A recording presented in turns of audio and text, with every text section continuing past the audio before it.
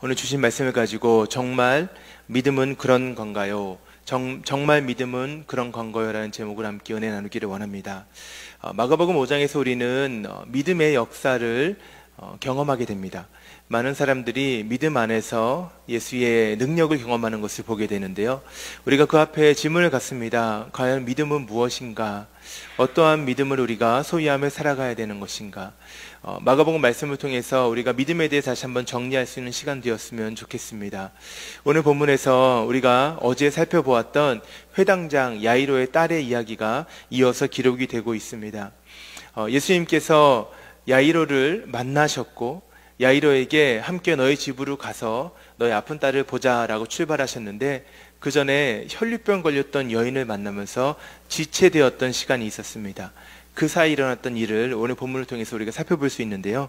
35절, 36절 말씀 같이 보도록 하겠습니다. 이렇게 기록되어 있습니다.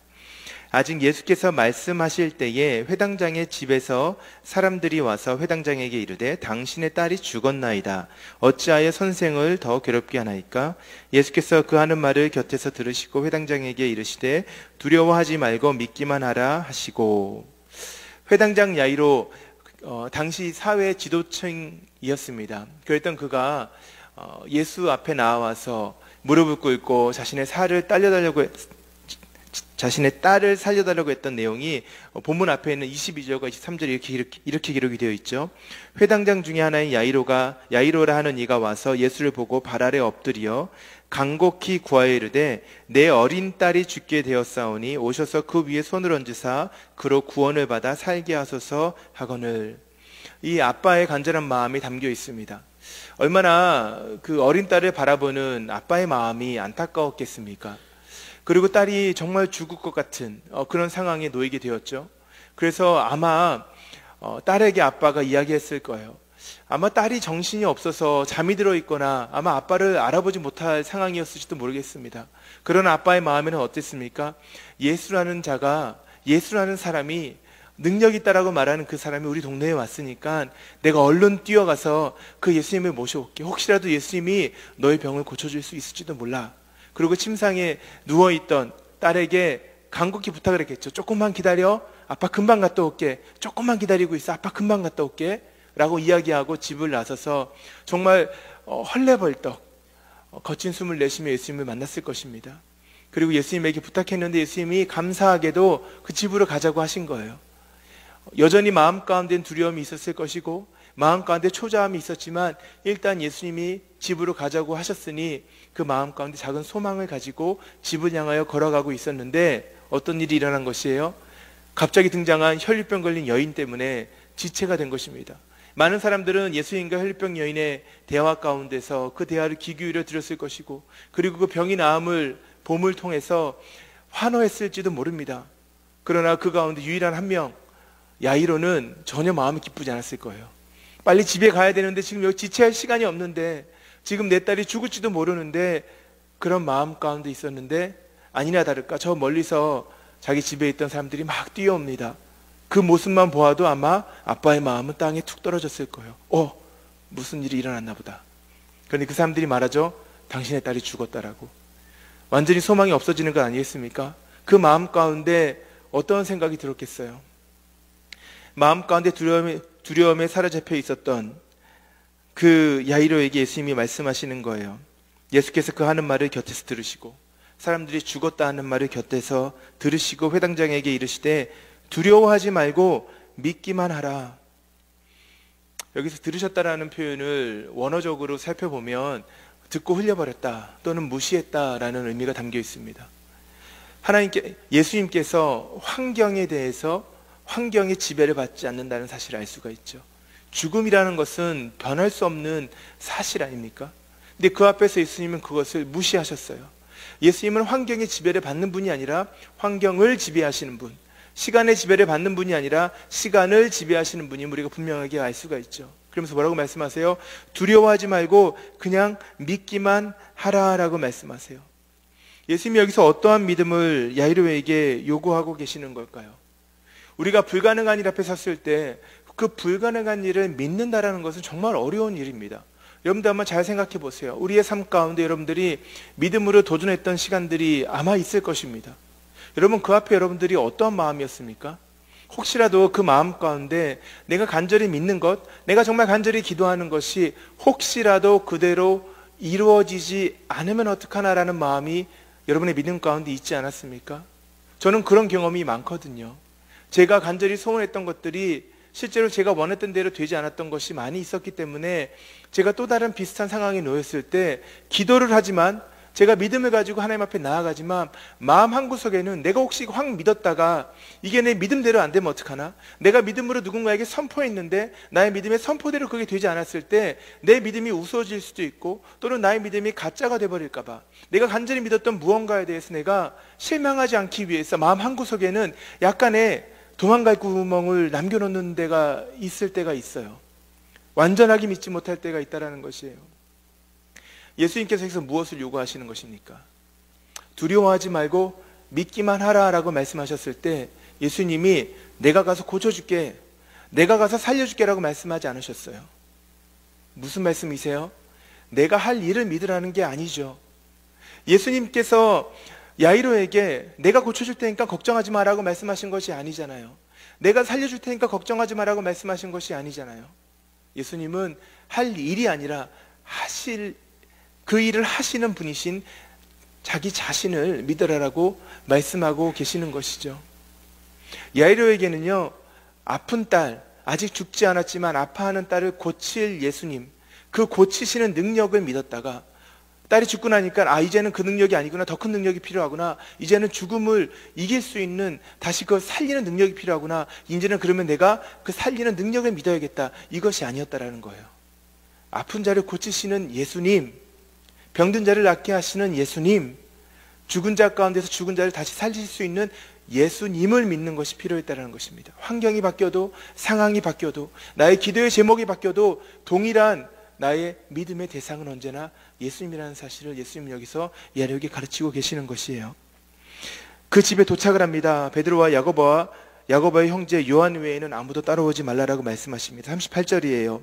회당장의 집에 함께 가사 떠드는 것과 사람들이 울며 심히 통곡함을 보시고 들어가서 그들에게 이르시되 너희가 어찌하여 떠들며 우느냐? 이 아이가 죽은 것이 아니라 잔다 하시니 그들이 비웃더라. 예수께서 그들을 다 내보내신 후에 아이의 부모와 또 자기와 함께한 자들을 데리시고 아이 있는 곳에 들어가사 그 아이의 손을 잡고 이르시되 달리다굼 하시니 번역하면 곧 내가 내게 말하노니 소녀야 일어나라 하심이라. 예수님이 뭐라고 말씀하시니까 갔는데 실제로 죽어 있는 거예요. 그렇죠? 많은 사람들이 통곡하고 있습니다. 시끄럽게 떠들고 있습니다. 근데 왜 떠들며 우느냐? 이 아이가 죽은 것이 아니라 잔다 하시니. 죽은 거 맞습니다. 정말 죽은 거 맞아요. 그렇기 때문에 사람들이 비웃은 것이죠. 사람들의 비웃음에는요, 예수님의 말을 믿지 않는 것도 있었겠지만 무엇보다도 진짜 아이가 죽었다라는 것을 우리에게 보여주는 장면이죠. 정말 죽은 거 맞아요. 그런데 예수님께서 이 아이가 죽은 것이 아니라 잔다라고 말씀하세요. 여러분, 야이로뿐만 아니라 그 어린 소녀의 가족들에게 있어서 그 아이의 투병 생활과 또 그 아이가 죽었다라는 사실은 정말 내 온몸으로 느끼는 고통스러운 시간이죠. 그들의 삶 가운데 문제는 실제적인 것이었습니다. 그냥 이렇게 하늘을 둥둥 떠다니는 구름처럼 대충 아프고 대충 뭐 죽고 이런 게 아니라 실제로 정말 내 몸속에 파고드는 듯한 너무나 고통스러운 시간들을 지나왔던 것이에요. 그리고 실제로 그 끝이 죽음 앞에 섰을 때 얼마나 그 마음 가운데 아픔이 있었고 얼마나 그 마음 가운데 이 딸이 죽은 것에 대한 죽음 앞에서의 두려움이 있었겠습니까? 근데 그러한 실제적인 문제를 예수님이 어떻게 만들어 버리세요? 일시적인 것으로 만들어 버리시죠. 죽음은 영원한 것입니다. 그러나 그것을 일시적으로 지나가는 것으로 만들어 버리세요. 죽은 것이 아니라 잔다라고 말씀하시죠. 여러분, 이것이 우리에게 던지는 메시지가 참 큽니다. 예수 앞에 있을 때 우리의 문제는 문제가 없어지는 것이 아니고요, 그 문제가 실제적이 아니라 그냥 아파도 안 아픈 것 같은 느낌을 드는 것이 아닙니다. 실제로 아파요. 실제로 고통스럽습니다. 실제로 두려운 시간을 우리가 마주하게 됩니다. 그런데 그것이 예수 안에서 일시적으로 지나간다는 거예요. 왜 그렇습니까? 예수께서 완전한 승리를 하신 분이기 때문에 그렇죠. 이게 예수님께서 그 장면 가운데 던지시는 아주 중요한 메시지였다라는 것이에요. 내가 내게 말하노니 소녀야 일어나라. 달리다굼, 우리 중창단이 있기도 한데 달리다굼. 아람어죠. 아마 그 집에서 그 아이와 부모가 소통했던 언어였을 것입니다. 너무나 익숙하고 친숙한 또 사랑이 가득한 목소리로 늘 아이가 듣던 음성으로 얘기하셨을 거예요. 소녀야 일어나라. 마치 아침마다 엄마가 아이를 깨웠던 그 목소리였을 것입니다. 42절과 43절이에요. 소녀가 곧 일어나서 걸으니 아이가 12살이라 사람들이 곧 크게 놀라거늘 예수께서 이 일을 아무도 알지 못하게 하라고 그들에게 많이 경계하시고 이에 소녀에게 먹을 것을 주라 하시니라. 소녀가 다시 마치 잠에서 깨어나듯이 일어났습니다. 여러분, 이 장면은 마가가 상당히 절제된 언어로 기록하고 있음을 우리가 볼 수 있죠. 막 엄청난 일이잖아요, 사실은. 막 사람들이 환호를 하고 막 소리를 지르고 해도 부족하지 않을 그런 상황 가운데서 너무나 절제된 언어를 기록하고 있어요. 마가의 시선이 아이가 살아남아 있는 것이 아니기 때문에 그렇습니다. 예수께서 그 사실을 많은 사람들에게 알리기를 원치 않으셨어요. 다양한 이유가 있을 수 있는데 많은 학자들은 아직은 예수님이 높아질 때가 아니었기 때문에, 또는 예수께서 자신의 행위로 인하여서 자신이 하신 일에 사람들의 시선이 고정되는 것을 원하지 않으셨기 때문에. 예수님이 마법사가 아니지 않습니까? 예수님은 그들의 구원자입니다. 그들의 삶에 찾아오셔서 그들을 위하여 살아가시고 그들을 위하여 죽으시고 그들을 위하여 부활하신 구원자였기 때문에 예수님이 그들에게 던지시는 메시지가 단순하게 병을 고치는 자 또는 죽음을 이기는 자가 아니었다라는 사실을 말하기 위해서 사람들에게 알리지 말라고 하셨을 것이다 라고 이야기를 하기도 합니다. 우리가 이 장면 가운데 두 가지를 좀 기억해보고 우리 삶 가운데 적용해 보았으면 좋겠습니다. 첫 번째는 믿음은 희망 고문이 아니다. 믿음은 희망 고문이 아닙니다. 철학자 니체가 이런 얘기를 했어요. 희망은 모든 악 중에서도 가장 나쁜 것이다. 그것은 인간의 고통을 연장시키기 때문이다. 여러분, 우리가 희망 고문이라는 표현이 있지 않습니까? 안 될 것 같아요. 이거는 쉽지 않을 것 같아요. 근데 작은 희망을 갖고 살아갑니다. 그래서 그 희망이 있기 때문에 계속 그 마음 가운데 어쩌면 고통스러운 시간들이 연장이 되는 걸 수도 있다라는 것을 우리가 삶에서 경험하고 있죠. 그런데 여러분, 믿음은요, 그러한 안 될 일을 그냥 어떻게 지푸라기 하나로 잡기 원하는 마음에서 붙들고 있는 그러한 것이 믿음이 아닙니다. 야이로에게 요구하셨던 믿음은 그런 믿음이 아니었어요. 그 지푸라기 가는 줄 하나라도 내가 잡아야 되니까 그 줄 잡고 있다가 혹시 그 줄마저 끊어져 버리면 내 인생이 다 무너져 버리고 내 인생의 소망이 완전히 없어지는 것 때문에 내가 이럴 거 뭐하러 믿었어? 믿지 말 걸 그랬어. 내가 이렇게 할 거면 뭐하러 기도했고 내가 뭐하러 새벽 예배 나왔을까? 왜 많은 사람들에게 하나님의 선하심을 이야기하면 내가 믿는다고 얘기했을까라고 생각하면서 우리를 자책하게 만들고 우리를 더 무너뜨리는 이유가 되는 것이, 그것이 믿음이 아니다라는 것입니다. 야이로에게 예수님께서 두려워하지 말고 믿으라고 말씀하셨을 때에 야이로의 시선을 예수님의 손끝이 아니라 그 손의 주인 되시는 예수님께로 향하기를 원하셨습니다. 야이로에게 필요했던 믿음은요, 그의 믿음은 예수님의 최선이 될 수 있다는 것이었어요. 예수님께서 그에게 주시는 그 모든 것들, 야이로의 믿음 안에서 최선으로 주어질 수 있다는 것을 믿기를 원하셨을 것입니다. 여러분, 우리의 삶도 마찬가지입니다. 우리의 삶에 있어서 우리의 믿음은요, 언제나 예수님의 최선이 됩니다. 우리의 믿음은 예수님의 최선이 될 것입니다. 우리 믿음 안에서 실패는 없습니다. 왜냐하면 참된 믿음 안에 예수님은 언제나 우리를 최선으로 대하시기 때문에 그렇습니다. 어떠한 상황에서 어떠한 결과를 마주한다 하더라도 그것은 믿음의 실패가 아닙니다. 희망 고문이 아닙니다. 그것이 예수님의 최선이기 때문에 우리에게 있어서 그것이 최상의 결과라는 사실을 우리가 믿음으로 고백할 수 있기를 간절히 원합니다.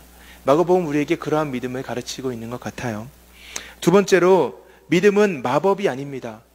믿음은 마법이 아니에요. 알라딘 요술램프의 지니처럼 아무런 관계도 없이, 아무런 어쩌면 의미도 없이 그냥 나의 소원이 이루어지는 것이 믿음이 아닙니다. 내가 간절히 소원한다고 열심히 빈다고 해서 그것이 이루어지는 것이 믿음이라고 성경은 가르치고 있는 것이 아니에요.